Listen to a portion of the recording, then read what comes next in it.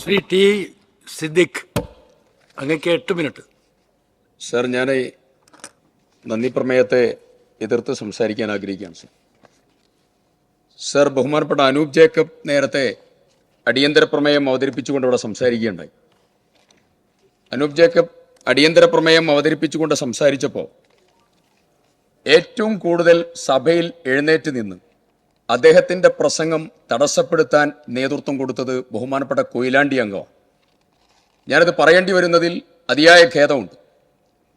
ഇന്ന് അദ്ദേഹത്തിൻ്റെ കൊയിലാണ്ടി അംഗത്തിൻ്റെ പ്രസംഗത്തിൽ ബഹുമാനപ്പെട്ട പ്രതിപക്ഷ നേതാവിനെ സഭാമര്യാദ പഠിപ്പിക്കുന്നത് കേട്ടു.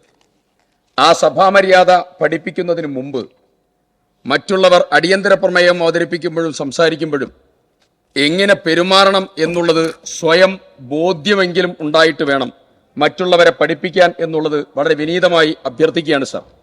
സർ, ഇവിടെ ജനീഷ് ഇവിടെ സൂചിപ്പിക്കുകയുണ്ടായി. PV അൻവറിന്റെ ആരോപണത്തെക്കുറിച്ച് സൂചിപ്പിച്ചു.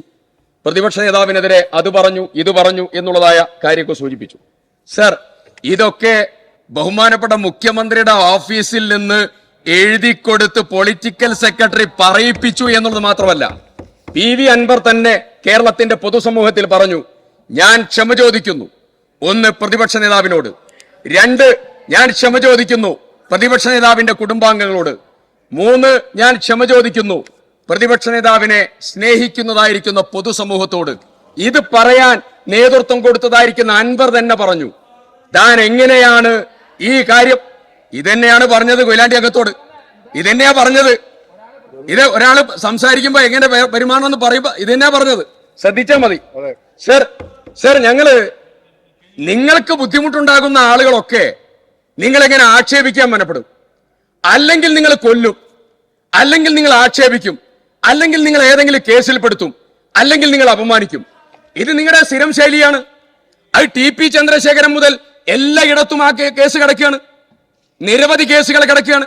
നിങ്ങൾക്ക് ബുദ്ധിമുട്ടുണ്ടാകുമ്പോ നിങ്ങൾ അതൊക്കെ ചെയ്യും. അതിന്റെ അവസാനത്തെ ഉദാഹരണമാണ് പ്രതിപക്ഷ നേതാവ്.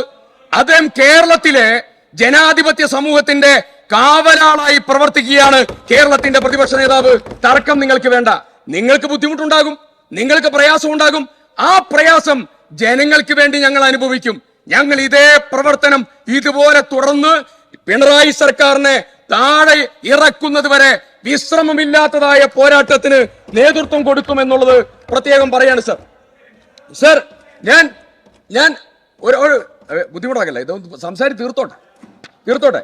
ഒന്ന് സർ, നിങ്ങൾ അങ്ങനെ ആക്ഷേപിക്കേണ്ട ഒരു കാര്യം കൂടെ പറയാം. സർ, വയനാട് ദുരന്തം ഉണ്ടായപ്പോ ഞാൻ 1:50 പുറപ്പെട്ടു. ഞാൻ അർദ്ധരാത്രി 2:45 മണിക്ക് എനിക്ക് കിട്ടാവുന്ന മുഖ്യമന്ത്രി, ചീഫ് സെക്രട്ടറി, മന്ത്രിമാർ ഉൾപ്പെടെ എല്ലാരെയും വിളിച്ചു. കിട്ടിയവരുണ്ട്, കിട്ടാത്തവരുണ്ട്. എല്ലാവരും അവരുടേതായിരിക്കുന്ന ഉത്തരവാദിത്തം നിർവഹിക്കുന്നവരാ. ബഹുമാനപ്പെട്ട മന്ത്രി റിയാസ് മിനിസ്റ്റർ എല്ലാവരും ഉണ്ട് അവിടെ. ഞാൻ പറയുന്നു, ആ സമയത്ത് 2ാമത്തെ റിങ്ങിലെടുത്ത് ഞങ്ങൾക്ക് വേണ്ടതായിരിക്കുന്ന അർദ്ധരാത്രിയിൽ ആത്മവിശ്വാസം പകർന്ന നേതാവാണ്, ഉറങ്ങാതെ കാവലിരിക്കുന്ന നേതാവാ പ്രതിപക്ഷ നേതാവ്. തർക്കം നിങ്ങൾക്ക് വേണ്ട. ഫോണെടുത്ത മന്ത്രിമാരുണ്ട്, എല്ലാവരും ഉണ്ട്, റിയാസ് മിനിസ്റ്റർ ഉൾപ്പെടെ. ഞാനതിലേക്കല്ല കടക്കുന്നത്. ആക്ഷേപിക്കുമ്പോ അധിക്ഷേപിക്കുമ്പോ ഓരോ ആളുകളുടെ പ്രവർത്തനത്തെ കുറിച്ച് വിലയിരുത്താൻ മറുഭാഗത്തും ആളുകൾ ഉണ്ടാകും എന്നുള്ളത് ജനാധിപത്യത്തിന്റെ ബോധ്യം നിങ്ങൾക്കുണ്ടാകണം സർ. സർ, ഈ നയപ്രഖ്യാപനം, ഞാൻ എന്റെ വിഷയത്തിലേ വരാം സർ. സർ, ഈ നയപ്രഖ്യാപനം ഒന്ന് പൂർണ്ണമാകണമെങ്കിൽ ആ നയപ്രഖ്യാപനത്തോടൊരു മിനിമം മര്യാദ നമ്മൾ കീപ്പ് ചെയ്യണം സർ. 2 കാര്യമെങ്കിലും നിങ്ങൾ തുറന്നു പറയണം. ഒന്ന്, കേരളത്തെ ലഹരിയുടെ കേന്ദ്രമാക്കി മാറ്റാൻ നേതൃത്വം കൊടുത്ത ഭരണകൂടമാണ് ഞങ്ങളുടെ ഭരണകൂടം എന്ന് പറഞ്ഞാൽ ആദ്യത്തെ നീതീകരണമായി. 2ാമത്തെ നീതീകരണം, കേരളത്തിലെ ചെറുപ്പക്കാർ ഏറ്റവും കൂടുതൽ മൈഗ്രേഷന് വിധേയമാകുന്ന സംസ്ഥാനമാണ് ഞങ്ങളുടെ കേരളമെന്നും ആ കേരളത്തെ അങ്ങനെ മാറ്റാൻ ഞങ്ങൾ നേതൃത്വം കൊടുത്തുമെന്ന് പറഞ്ഞാൽ 2ാമത്തെ നീതീകരണമായി സർ. അങ്ങനെ ഒരുപാട് കാര്യത്തിൽ നിങ്ങൾ ഇങ്ങനെ പോയാൽ കുറെ കാര്യങ്ങൾ തീരുമാനമാകും.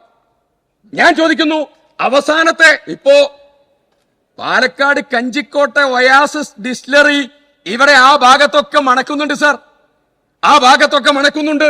നിങ്ങൾ ആലോചിച്ച് നോക്കണം, 2016 മദ്യനയം, ആ KP മരിച്ചുപോയ വിശ്രുത നടിയായിട്ടുള്ള, വിശ്വവിഖ്യാത നടിയായിട്ടുള്ള KPSC ലളിതയെ കൊണ്ട് ഇവരൊരു ചെറിയതായിരിക്കുന്ന ഒരു ക്രമീകരണം ചെയ്ത് അത് വിഷ്വൽ പ്രസന്റേഷൻ നടത്തിയിരുന്നു. ആ പരസ്യത്തിൽ പറഞ്ഞു ഇടതുപക്ഷം ഭരണം, മദ്യം അവസാനിക്കും. സർ എന്താ പറഞ്ഞത്? മദ്യം, നിങ്ങളുടെ മദ്യനയ എന്റെ കയ്യിലുള്ളത്. മദ്യം കേരളത്തിൽ ഗുരുതരമായ ഒരു സാമൂഹ്യ വിപത്തായി മാറിയിട്ടുണ്ട്. മദ്യത്തിന്റെ ലഭ്യതയും ഉപയോഗവും പടിപടിയായി കുറയ്ക്കാൻ സഹായകരമായ നയമായിരിക്കും ഇടതുപക്ഷ ജനാധിപത്യ മുന്നണി സർക്കാർ സ്വീകരിക്കുക.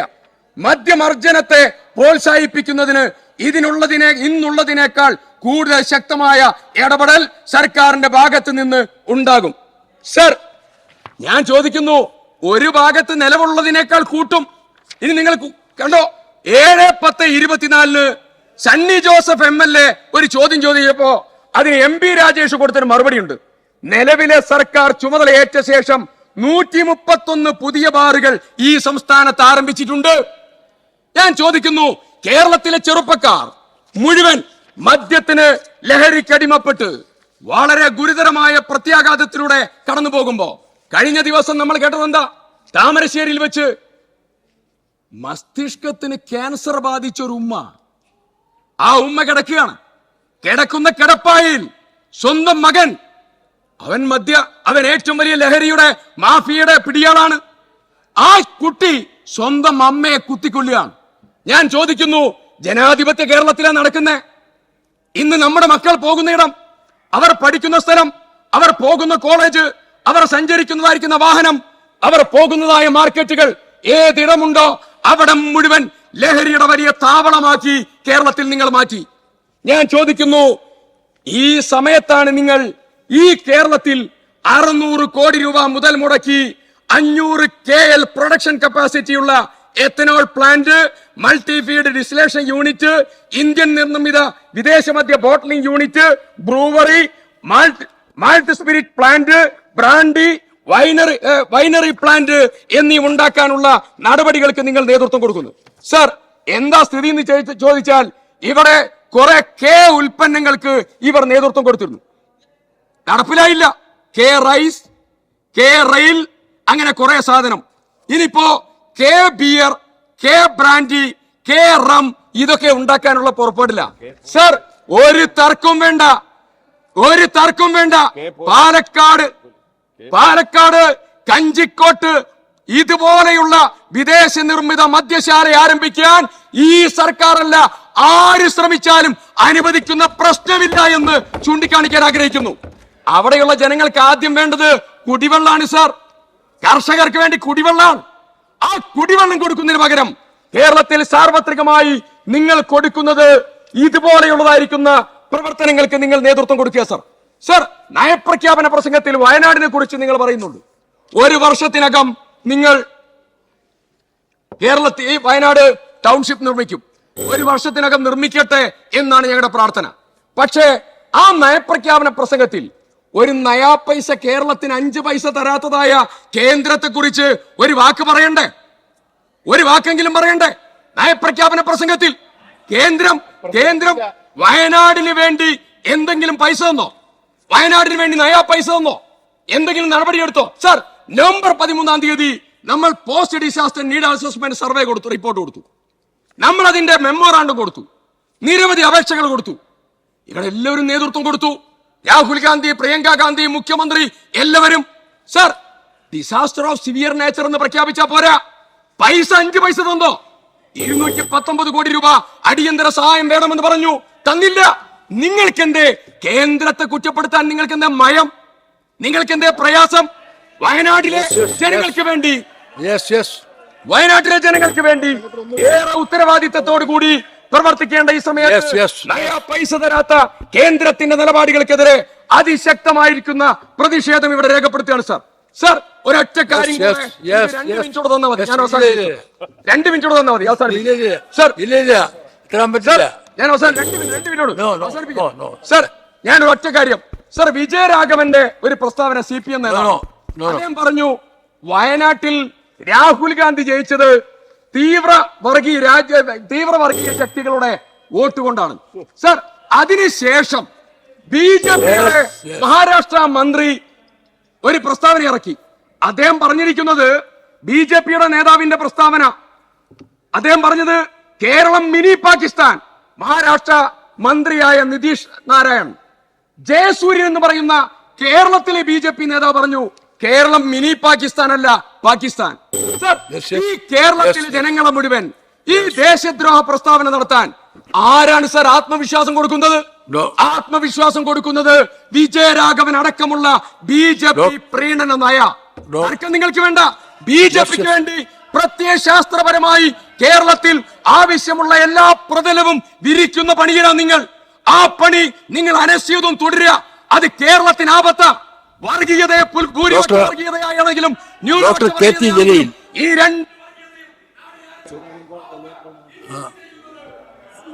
Doctor yes.